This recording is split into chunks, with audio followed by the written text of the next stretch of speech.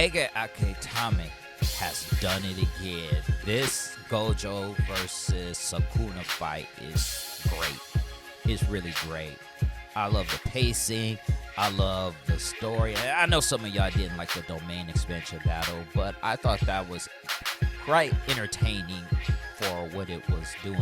And how this chapter actually starts off is where it left off, where Mahoraga has slashed Satoru Gojo in his chest, shocking everyone. But Yuji still has faith in his sensei, and he pretty much says that Mahoraga has only adapted to his affinity, and that will make them on equal footing, and he can still heal. But Shoko brings the bad news, and she pretty much tells Yuji that Gojo's healing speed has gotten slower, and that even though he can still use red, he can still use reverse curse technique, because red is a part of reverse curse technique. The output is decreasing, and Sakuna is going through the same thing, most likely due to his brain damage, and we can see that she has smoked a hole. She pretty much chain smoked, which shows that she is really stressed out, and that normally when she's stressed, she starts smoking. So we can see that she is really concerned about Satoru. And even the narrator says that everyone thought Gojo might lose, and Gojo monologue also believes that he might lose. This is the first time in a long time he felt like he was getting ready to lose. And he's like, when is the last time I ever felt like this? And that's when the Toji Fushigori or Toji Zenin, whichever way you want to say, pops up to his mind. And even though there's signs that he's losing, getting ready to lose, Gojo is feeling satisfaction. And that's what happens when you are the strongest, and being the strongest comes with a bit of loneliness for having an absolute strength, because no one can understand you because you have all of this strength, which is insane that he's okay with being defeated pretty much, which kind of sucks if our boy Gojo, but I don't think our boy Gojo got some more in the tank. And Satoru quickly starts throwing hands with Mahoraga, hitting him in the face, choking out Mahoraga, and he starts doing some chanting, which is actually cool because it's almost like Curse Energy has some magical components to it, because you have to do enchantments to try to get your curse technique back, pretty much. So he's trying to get the output of his curse technique back, and he tries to use curse technique reversal red. And Gojo talks a little smack at the same time, telling him that Black Flash worked like a charm on Sakuna, and that how long is he gonna be staying asleep, because Sakuna became Sleep Kuna. Let's look at that again. And Sakuna gains his consciousness, and he does rabbit escape, which is a Megami technique with a bunch of rabbits to help Mahoraga escape, which Mahoraga ends up doing, which Satoru realizes that Sakuna's protecting Mahoraga and using it for offensive attacks. Sakuna then throws a fire extinguisher towards Gojo and blasts it. He creates a smoke screen while Mahoraga attacks from above, which of course Satoru saw coming and blocks it. Then he starts making a posture that Choso realizes looked like piercing blood, which Sakuna got from Choso when Choso fought Yuji Itadori in the Shibuya arc. And I told y'all, he watched every little crevice of that fight, and so he's doing the same posture, and he's used the attack, which of course lands on Satoru Gojo.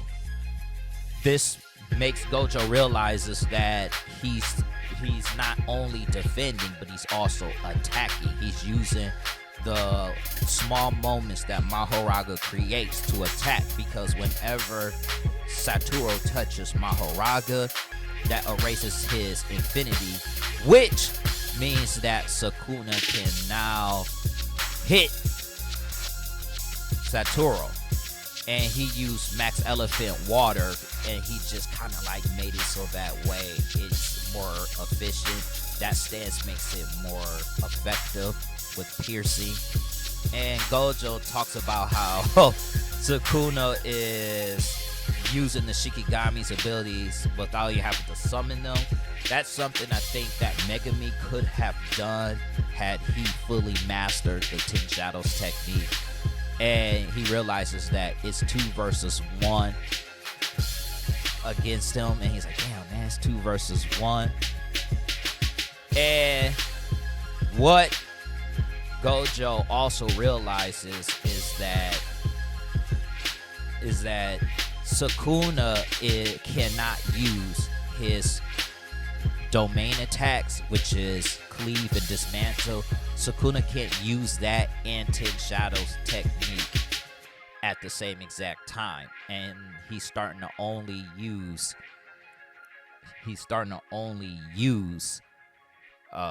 the Ten Shadows technique. So what ends up happening was that as he was monologuing this, Sakuna told him, don't make this mistake. It is a 3 versus 1 fight. And he ends up summoning another Shikigami called Chimera Beast Agito, which is pretty cool because he combined new and totality, which is totality divine dog, and then he combined, it looked like the frog or the chameleon because of the eyes. The eyes look crazy.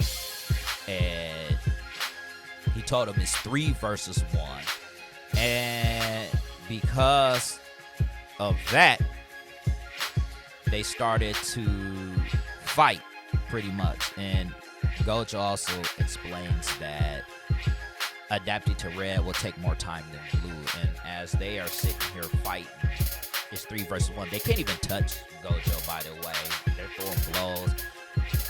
Sakuna's coming out of his shadow trying to hit him. They're all literally trying to hit this one dude. And Gojo actually gets behind Mahoraga and hits him with red, but the damage is weak. And Gojo thinks that it was effective, but it's not. It really didn't do too much because it's slowly adapting to red. So he says the only way for him to take out Mahoraga is he's going to have to use his secret technique that I guess he was hiding this whole time, and he just talked about the charge is big and Sakuna's going to be aware of it, but he just doesn't have a choice. And he said that he's going to annihilate the Shikigami with unlimited hollow technique, which is really sweet because we know he had hollow purple. To me, it sounds like he's combining his unlimited void with his hollow purple technique. So I'm really curious to see how this technique is going to work. And there's no break for next week. Also, what I find, I'm starting to believe why Sakuna's not using his curse technique is I think all ancient sorcerers have like a one-shot curse technique that they can only use one time. And I think Sakuna's, because like I said, I always hear people talk about it. I think with Sakuna's, it's the same exact thing because he got a binding file on his domain expansion, which eliminated his curse technique. That's just my theory on that because we still haven't seen him use that. And I think at some point in this fight, he's going to use it. But this unlimited hollow technique is, I swear, that sounds like that's going to be so dope. And if you guys enjoy interviews, I suggest you guys check out this video right here. Also, don't forget to subscribe to the channel, and I'll catch you guys on the next one. Peace out, y'all.